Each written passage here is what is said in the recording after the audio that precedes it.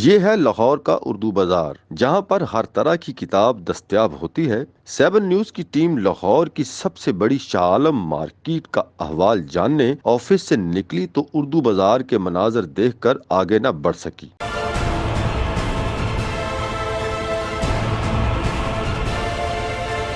پریشان حال والدین ننھے بچوں کا ہاتھ پکڑے اردو بازار میں مارے مارے پھر رہے ہیں، لیکن ان کی ضروریات پوری کرنے سے قاصر ہیں۔ میں کاپیاں پنسلیں بچوں کی لینے آیا ہوں، بہت مہنگائی ہو گئی ہے، بہت پریشان ہو گئے ہیں، جس وجہ سے ہم کاپیاں اتنی نہیں لے سکتے جتنی پہلے لے لیتے تھے۔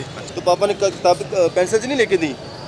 کہانی یہاں ختم نہیں ہوتی، ایک اور باپ بھی بچوں کے معصوم سوالوں کے سامنے بے بس ہوتا دکھائی دیا۔ پہلے جو چیز سمجھ لیں 20-30 روپے میں ملتی تھی، اب وہی چیز 100 روپے پہ گئی ہوئی ہے، 110-20 روپے 4 گنا سمجھ لیں ایکسٹرا کام ہوا ہے۔ نہیں، ہمیں آدھی لے کے دی۔ ہم نے گلو بھی لینی تھی لیکن پیسے ہی نہیں بچے، اتنی مہنگی چیزیں ہیں ساری، اور صرف جیومیٹری لیے اور اتنے پیسے ہی نہیں بچے کہ گلو بھی لیں۔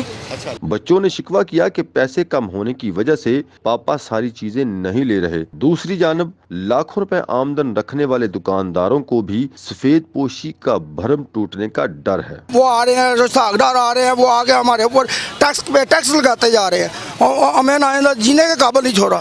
ہمارا کاروبار جو انڈر فی سے چلتا تھا اس وقت ہمارا 2% پہ رہ گیا ہے۔ تو ہماری 1 لاکھ 1.5 لاکھ روپیہ سیل ہونی چاہیے، لیکن 10,000 15,000 سے زیادہ سیل نہیں ہوتی۔ ظاہری بات ہے قوت خرید لوگوں کی کم ہوگی، وہ ہمارے پاس کم آئیں گے تو ہمیں تو فرق پڑے گا ہی۔ ہر چیز تقریباً لوگ کہتے ہیں نا ڈبل ہو گئی ہے، یہاں پہ ڈبل نہیں ہوئی، ڈبل سے بھی زیادہ اوپر چلی گئی ہے۔ ڈالر کی اونچی اڑان اور امپورٹ بند ہونے کی وجہ سے معاشی صورتحال ابتر سے ابتر ہوتی جا رہی ہے، جس کا اثر ہر طبقہ ہائے فکر پر ہو رہا ہے۔ کیمرہ مین زاہد کلیم کے ساتھ رائے ندیم خان، 7 نیوز لاہور۔